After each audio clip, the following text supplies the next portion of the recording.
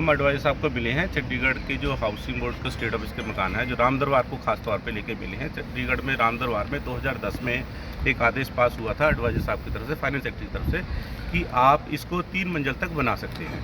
उसके बाद अब 2023 में ये आदेश कर दिए प्रशासन ने कि आप सिंगल मंजिल इसको रखेंगे, ऊपर की 2 माले हैं वो आपको तोड़नी पड़ेंगी।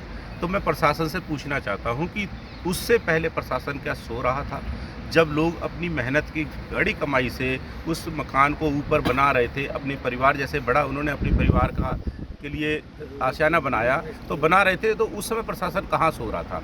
तो अब उसको तोड़ने के आदेश दे रहे हैं, तो इसका मुआवजा और हर्जाना कौन देगा, ये हम एडवाइजर साहब से पूछना चाहते हैं। और ये थोड़े लोग नहीं हैं, चंडीगढ़ में 62,000 लोग हैं जो इससे प्रभावित होंगे, इससे पीड़ित होंगे, और 62,000 घरों की मतलब ये है कि 2 लाख वोटर परेशान होगा चंडीगढ़ का।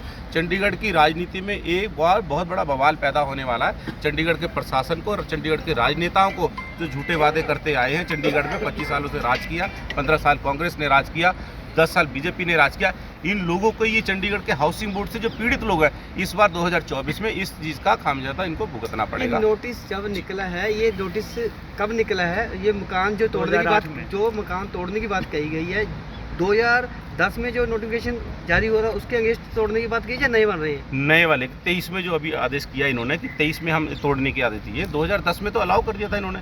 वही मैं पूछ रही हूँ, 2010 में बन चुके हैं, उनको तोड़ने की परमिशन, उनको तोड़ने के लिए 2010 सर आप जब लीज मनी भर रहे हैं, प्रॉपर्टी टैक्स भर रहे हैं, उसके बावजूद ये अफसर आपको क्यों तोड़ने का आदेश दे रहे हैं? क्या जब आपने गाड़ी कमाई लगाई और टैक्स प्रॉपर्टी टैक्स भर रहे हैं, उसके बावजूद ऐसा आदेश क्यों जारी किया गया है? सर इसी चीज़ का हम विरोध करने आए हैं कि अगर हम लीज मनी भरने को तैयार हैं, इनके प्रशासन की तरफ से जो भी नियम बनाए गए उनको भरने के लिए हम तैयार हो रहे हैं, टैक्स भरने को तैयार हैं, तो उसके बावजूद भी ये प्रशासन हमारे साथ ये अन्याय कर रहा है, तो हम इसका विरोध करने के लिए यहाँ पे पीड़ित हुए हैं। और जो हमने पैसे भर दिए और जो हमने मकान बना लिया ऊपर, उसका मुआवजा कौन देगा हमें? वो प्रशासन दे, या फिर जो ये राजनेता हमारे साथ ये दोहरी चाल चलते हैं उनको पकड़ते हैं। सर दूसरा, 2010 में जब आपको ये कह दिया गया था आप 3 मंजिल मकान बना सकते हैं, 2023 में जब नया नोटिस निकाला जा रहा है, तो वो आदेश नए मकानों पर होना चाहिए, ना कि पुराने मकानों पर। बिल्कुल जी, बिल्कुल नए पे होना चाहिए, पहली बात।